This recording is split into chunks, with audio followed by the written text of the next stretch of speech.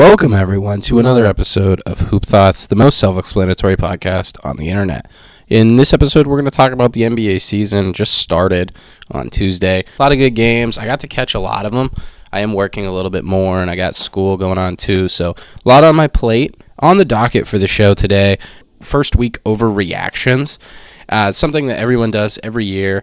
Everybody knows, the 20-game sample size is really when you start to figure out what's real and what's not. So we're going to talk about some stuff, talking about some overreactions, things that, have been said in the media, things that I've thought, and determine whether it is real or if it is not real. But before we do get into all that, I just have some random thoughts that my brain needs to get off before I can, actually do the structured part of the show. So I was watching last night. Today's Saturday, around 3 in the afternoon as I'm recording this. So the Saturday night games haven't happened yet. But Friday night, I was watching Knicks Pacers. So thoughts about that. Kind of forget that the Knicks-Pacers rivalry is a thing. It was really weird because, the Knicks got dogged by 30 on opening night versus the Celtics, and then they dogged the Pacers by 30. The Pacers definitely didn't play great offensively. I don't think that the play itself was the problem, just the execution. I think they got a lot of good looks. They definitely, missed a lot of open shots. There was some time where you're looking at Tyrese Halliburton, dude, are you really just not going to score? 0 for 8. He had no points. When you're talking about a primetime game, you put the Pacers on primetime, that's not a team that gets a ton of primetime action either.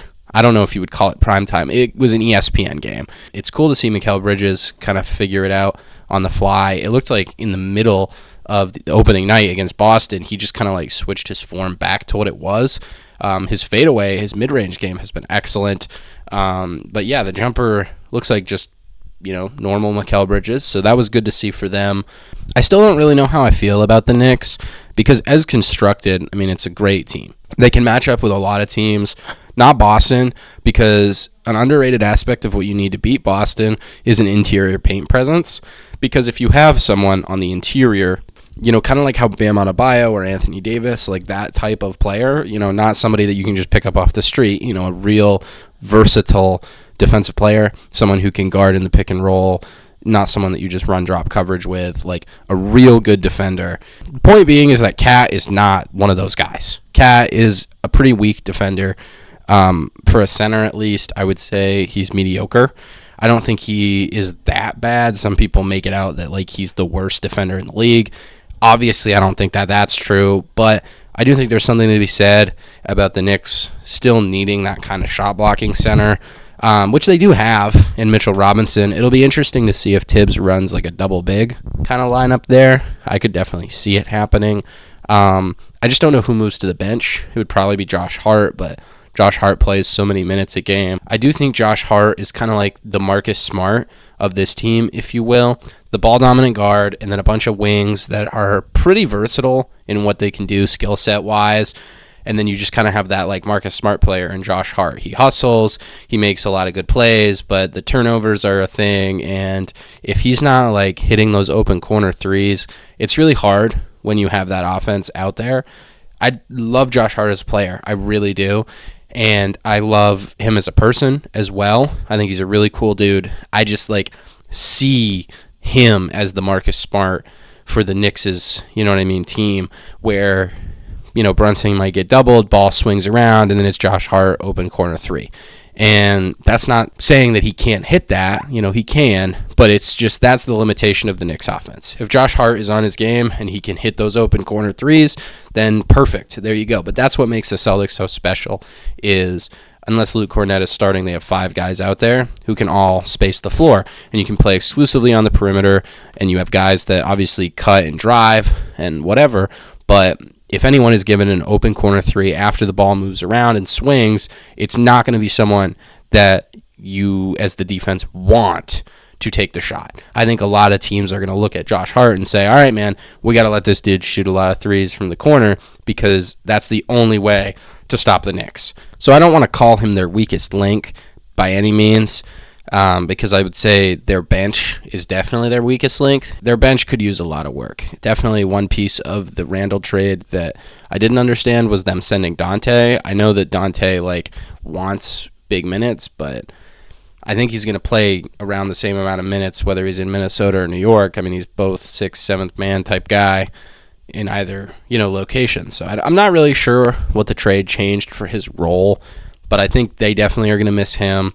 Although I will say McBride had a phenomenal opening night. I mean, he was one of the few guys that really just consistently had it going. It's interesting to see, too, that they are so ball movement heavy. I think it's just a refreshing thing because a lot of what you saw out of Brunson at, playoff time last year was a lot of ball hoggy, a lot of foul baity, and he still does all that, but the ball is still moving. It gets out of his hands a lot. They're playing like a contender. You know what I mean? That's really the end of it. They're a good basketball team. They set that level of we're better than the Pacers. Straight up, we just are better than them, and they played like it that night. So that was a fun game for a little bit, but once Indiana kind of just stopped hitting shots, it was all right, well, this is over. And I flipped around to a whole bunch of different games. I watched the beginning of Magic Nets, which was cool. It's always fun to watch the Wagner brothers go off. It's so funny when they both do because it's Paolo doesn't have a great second game. He had a great opening night, but as far as the second game against the Nets, he didn't really give you everything, not the full 25 and whatever that you're looking for from him. So the Wagner bros step up. It's just really funny to me. It's really cool that the Wagner bros are on the same team. The game of the week to me was definitely Lakers Suns. It was definitely one-sided at the start. The Suns were moving the ball around. If you missed the last episode, I did predict Bud to be the coach of the year. So not great to see them blow a 22-point lead, albeit that 22-point lead was kind of in the early stages of the game. It was more so just how quickly they gave the lead up, and really by halftime, you're looking at the Lakers, and you're yeah, they can fight their way back into this thing for sure, and another strong quarter from them, and all of a sudden they have the lead, and then in the fourth, they execute down the stretch, do what they need to do, and pull out the win. It was definitely nice to see the Lakers have a legitimate coach. I don't want to overreact and say that they're going to the finals or anything, although I saw the stat that says that LeBron, every season that he started 2-0, he's made the finals, so that's something. It's not nothing, right? He didn't win the finals every time. I think 2011, obviously, they choked that to the Mavs, and then it was 2016, 2017, and then 2020, I think. It's a high likelihood that the Lakers are going to be contenders, and I think they should be with the talent they have. It's pretty clear that D'Lo is the odd man out there. Just not a lot really for him to do. Austin Reeves is initiating the offense a lot of the time. I mean, he was the man against Phoenix last night.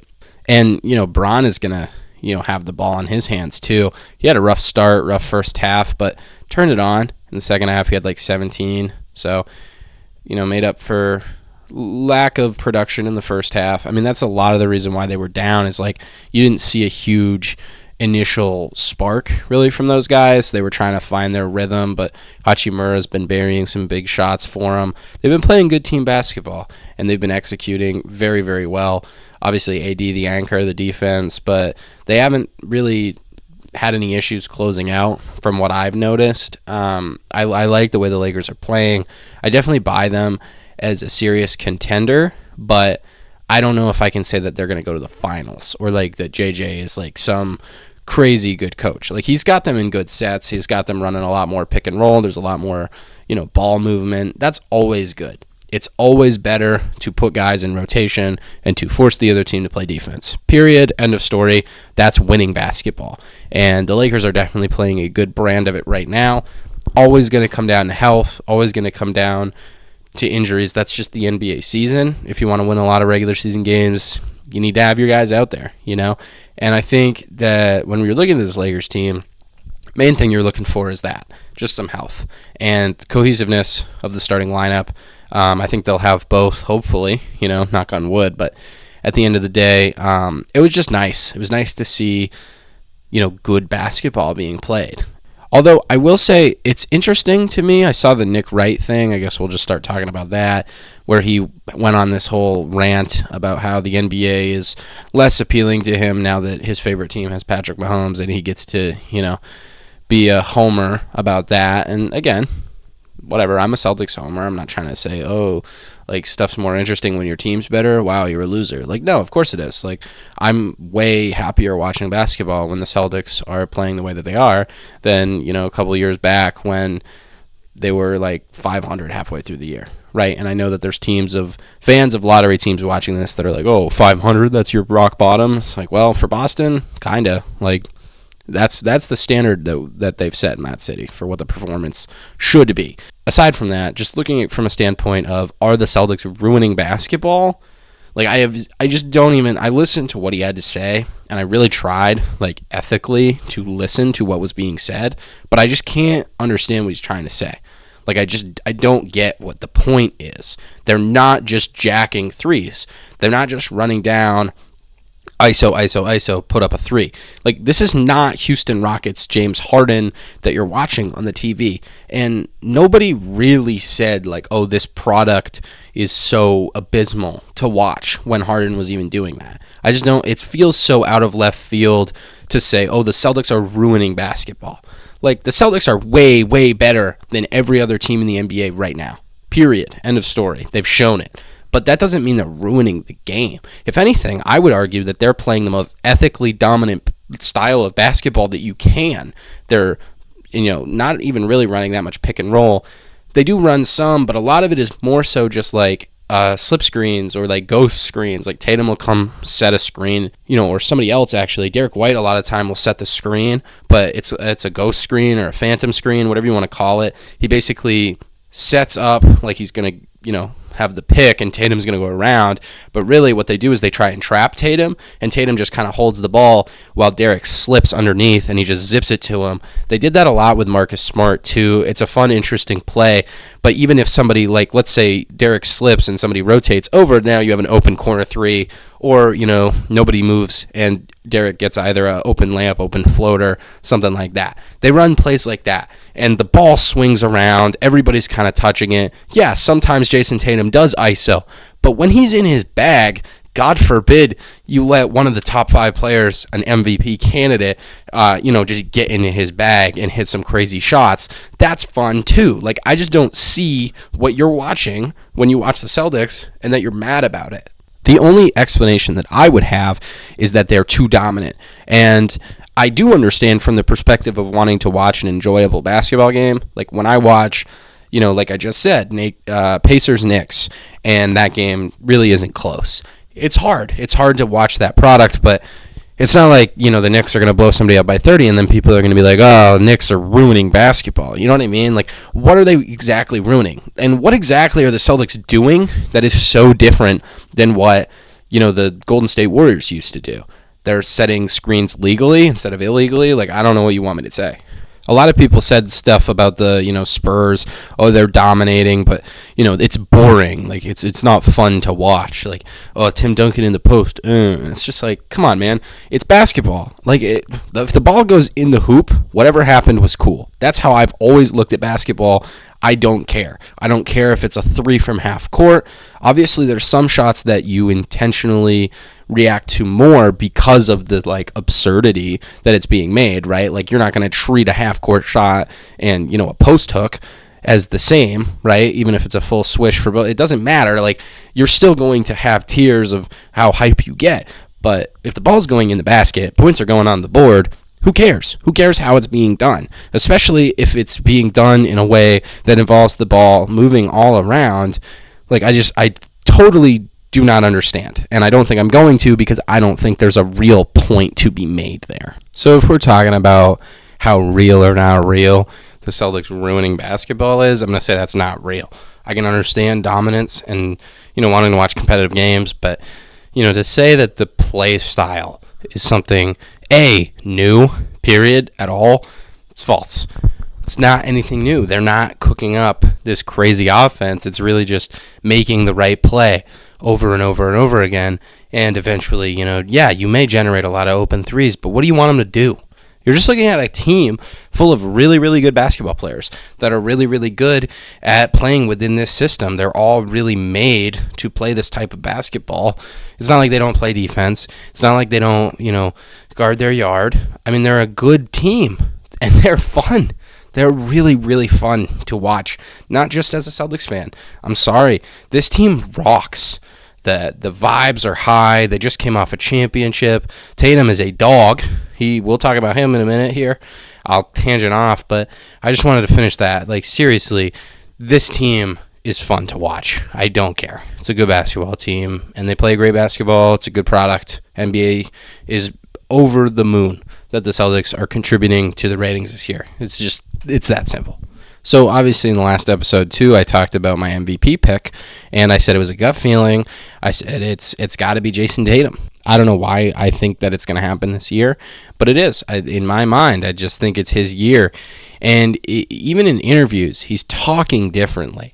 In the past, he's like, "Oh, I don't care about the award. Like, I worry about a championship. I want to win a championship." And now that he's won a championship and they're looking like they're going to repeat, he's like, "All right, you know what? Like, me getting in my bag does not, hold the team back. Like, me playing really good basketball does not take away from what we're doing here." He said something like, "Well, it's not really a big deal if I want to go chase an award or I want to go do this. It's not like it's going to change how he plays. It just, you know what I mean? He's still going to be a part of the team. He's still going to be a part of the offense. He's going to do what he needs to do. He's going to, pass the ball, move the ball, make the right play. But, so what if he wants to, get good stats and, be the leader of this team in the sense that he's, trying to win games and, boost his MVP campaign." The change in response alone told me enough that I really do think that he is gunning for it this year, a little bit harder at least.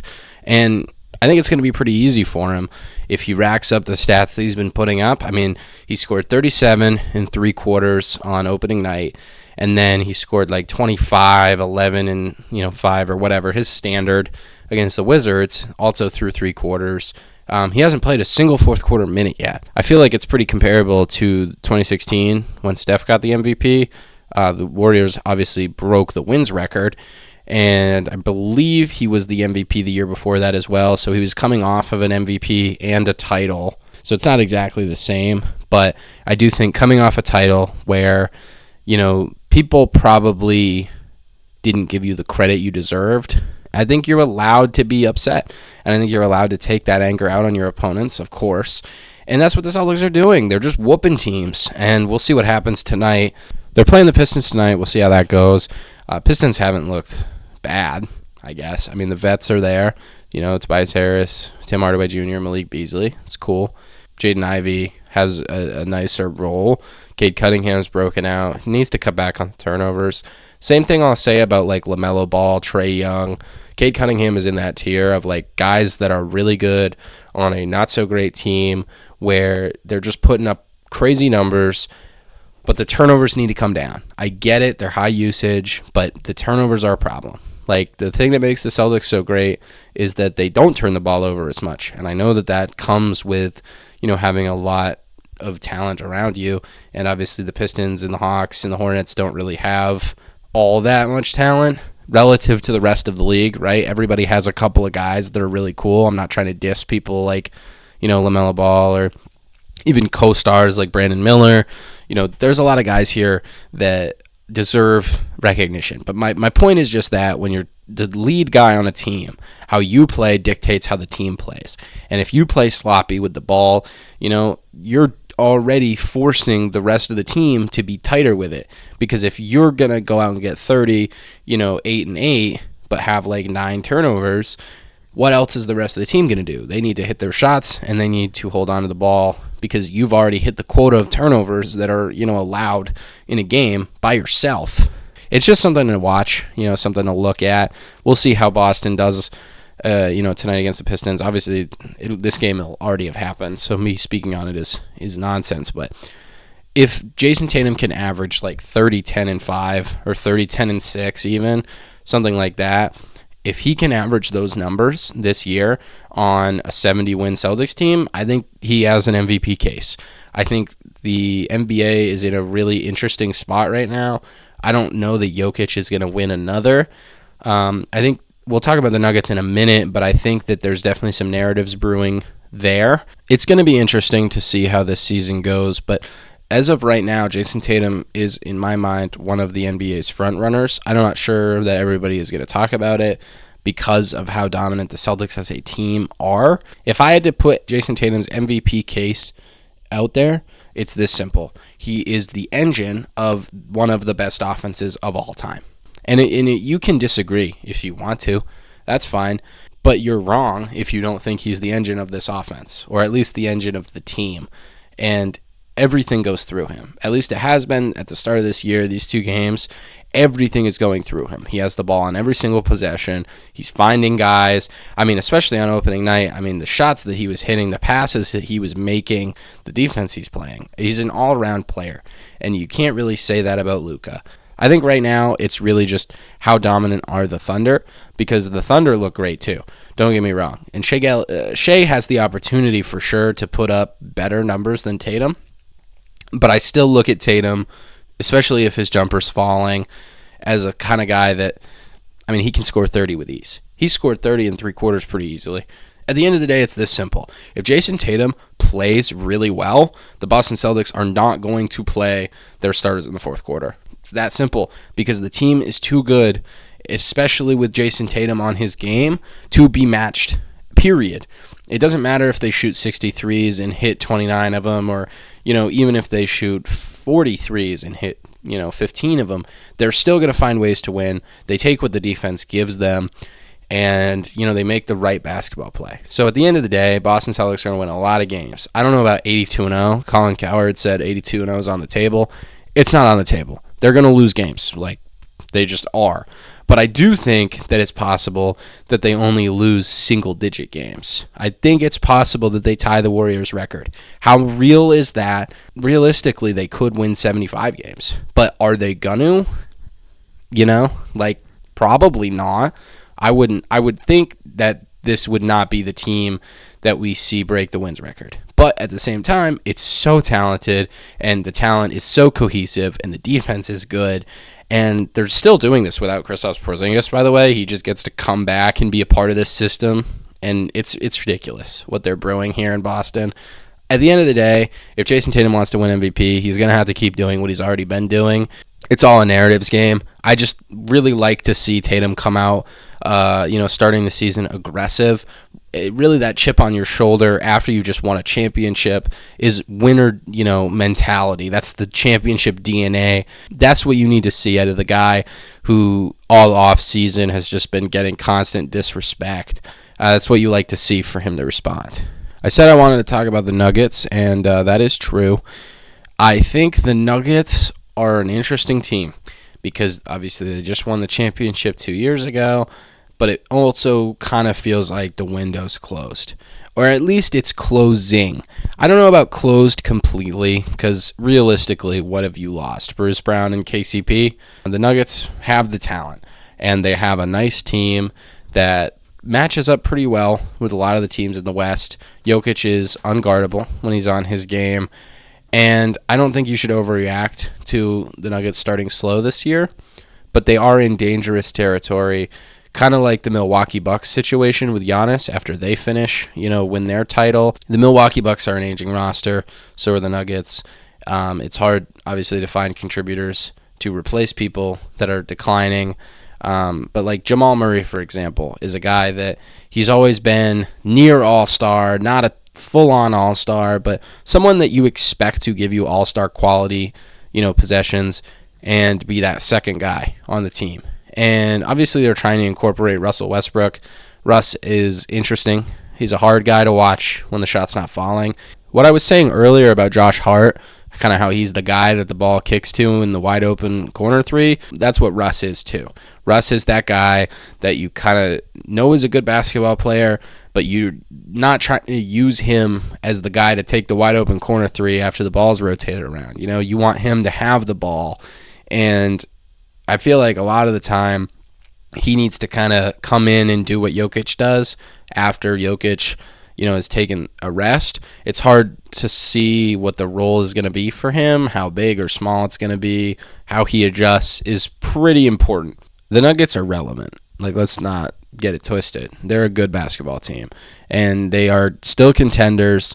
They have still, in my opinion, the best player in the world in Nikola Jokic. I think just factoring in every aspect of the game all together, I think Jokic is number one. Giannis is cool, but health is important. Health is super important when I rank players. And when I look at what Jokic is doing and the efficiency that he's doing at, he's the engine of a really, really good team. Same way that you look at Tatum, the engine of the Celtics offense, you look at the same thing with Jokic. Jokic is really responsible for a lot of what they do. The chemistry he has with Aaron Gordon is great. I'm kind of rambling here, but the point of it is that you can't just count Denver out, but Denver is one of those teams that doesn't really have that high of a ceiling. You've already seen what they can do. I don't mean that in the they're still a championship team, but they don't have a lot that they can improve on. If you could incorporate Russ into this team, that's a different, aspect that we have seen, from them for sure. But I don't know how that works. If Denver is going to repeat, they need to figure out how to manage themselves in late game situations a little bit better. They blew 20-point lead at home in Game 7.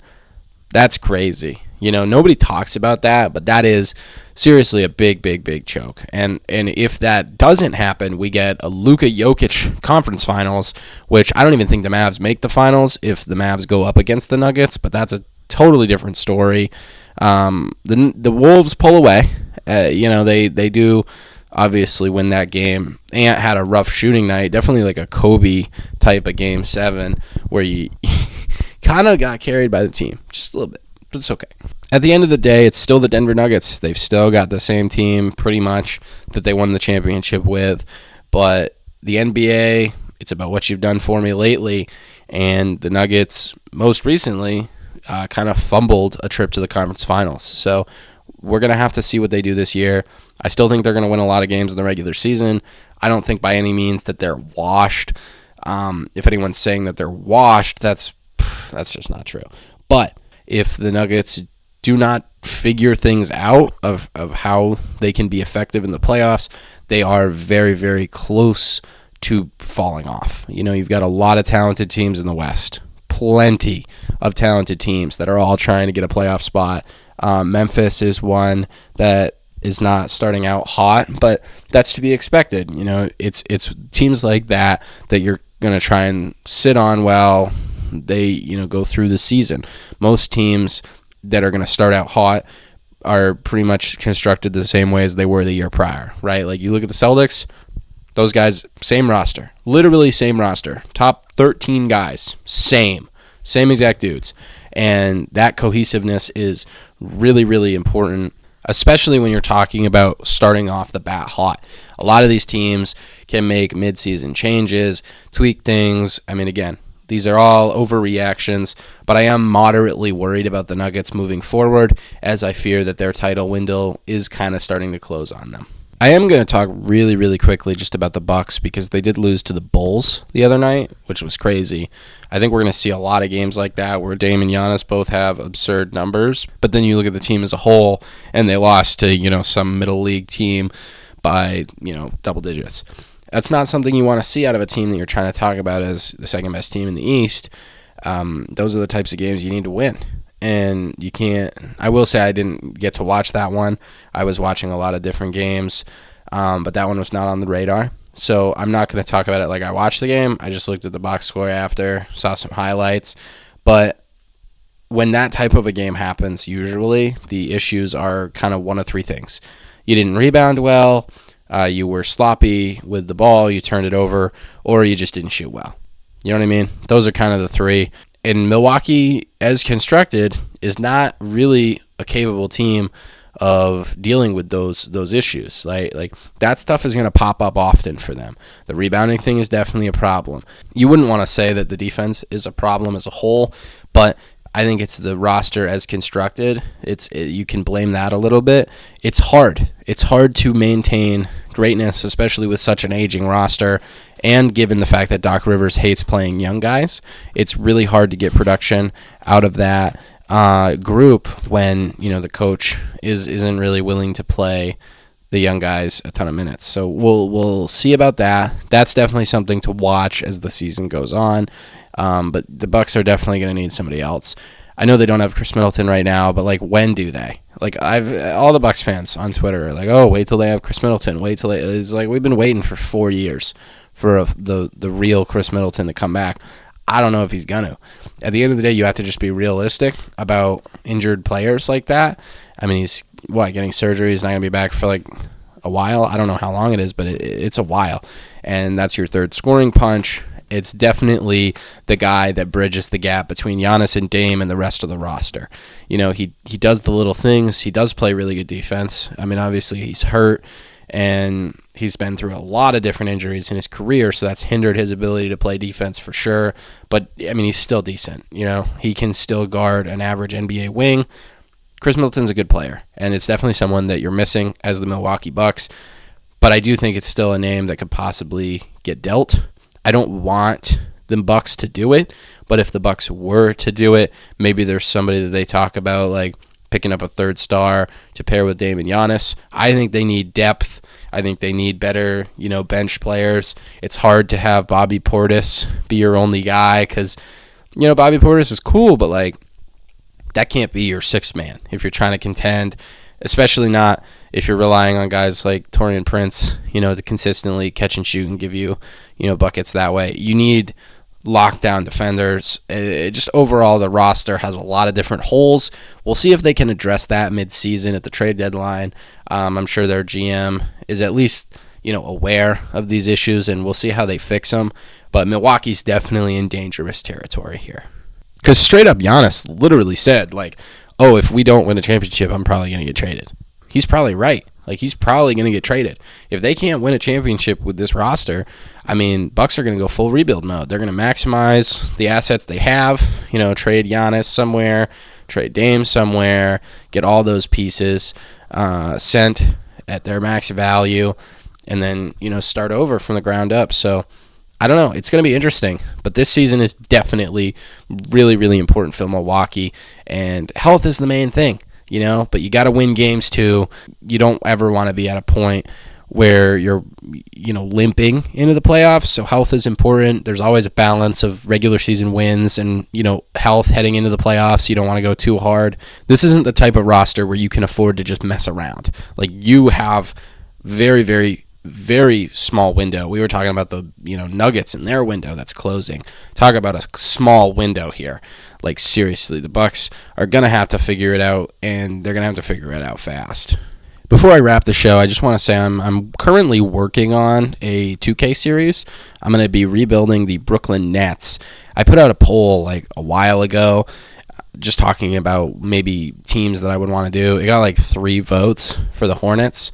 3 votes total, by the way, all for the Hornets. But I looked at the Hornets roster, and I was just kind of meh. Not that it's bad. I almost feel like it's too good. You have LaMelo Ball, and then you have Brandon Miller. You've got a lot of young guys like Grant Williams, too, pieces there. That's a, winning team at some point, right? At least if LaMelo can stay healthy, you figure they're going to win a good amount of games. I just kind of feel like with the Nets, the way that they're constructed, there's not a lot of talent there. You've got Cam Thomas and Nick Claxton for sure, but a lot of vets, a lot of aging guys, a lot of guys that probably aren't going to stick around for the long term, a lot of pieces that can be traded, and also a lot of draft capital. They traded McHale. They got a lot of picks for him. Keep an eye out for that. That's going to be a fun series to record. That's not going to interfere with my college football series. It's just, something else because, of course, I can't just accept that I have enough on my plate already. I gotta add in a whole nother, series that I want to do. But at the end of the day, I think it'll be fun. I did do a series last year for last year's 2K team. If you did somehow make it this far, make sure that you guys email me. Send in emails. I keep meaning to mention it at the beginning of the show, but seriously, the emails are going to really carry this show through the middle of the NBA season, especially after the NBA Cup, as they've now renamed it. Once that's over, it's going to be a long NBA season. I'm going to enjoy it. I'm going to have a lot to talk about, but at the end of the day, most of the show is me rambling about my thoughts about basketball, as the name would suggest, but also I think the element of talking to you, the viewer, would be very interesting as well. So if you do have any questions or thoughts or topics that you want to hear my opinion about, drop an email to rpbsubs@gmail.com right there underneath. And without further ado, that's really all I got for you guys. I hope you enjoyed the episode. Really glad the NBA is back, and I will catch you all in the next one. Take care.